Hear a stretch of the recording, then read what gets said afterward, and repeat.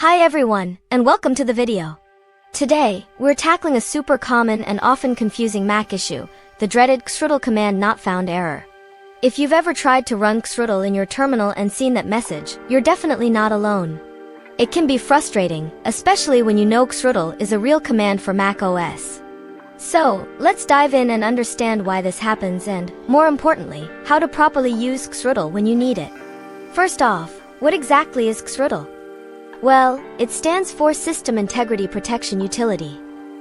System Integrity Protection, or SIP, is a crucial security feature in macOS that helps prevent malicious software from modifying protected files and folders on your Mac. csrutil is the command line tool you use to manage SIP, for example, to check its status or to temporarily disable it for specific tasks, though disabling it should always be done with caution. Now, why does your Mac tell you command not found when you try to run csrutil?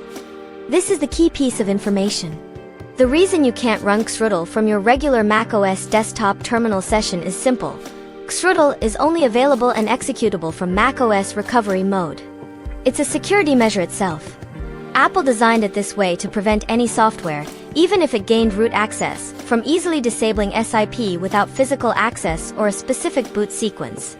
So, if you're booting normally and trying to type csrutil status into your terminal, it will always fail because the command simply isn't present in that environment.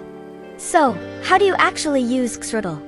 It involves a few straightforward steps to get into recovery mode.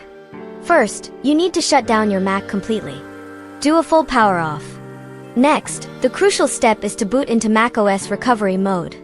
The method here depends on your Mac's processor. If you have an Intel-based Mac, you'll power it on and immediately press and hold down the Command key, and or keys together until you see the Apple logo or a spinning globe. For Macs with Apple Silicon, like the M1 or M2 chips, you'll press and hold the power button until you see loading startup options, then click Options, and then Continue.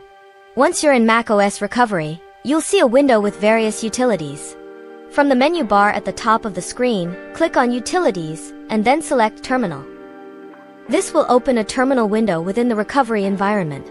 Now, and only now, you can type csrutil commands. For instance, to check the current status of SIP, you would type csrutil status and press Enter. To disable SIP, you would type csrutil disable and press Enter, but remember, only do this if you have a very specific reason and understand the security implications. To re-enable SIP, you would use csrutil enable. After you've run your csrutil command, you'll need to restart your Mac for the changes to take effect.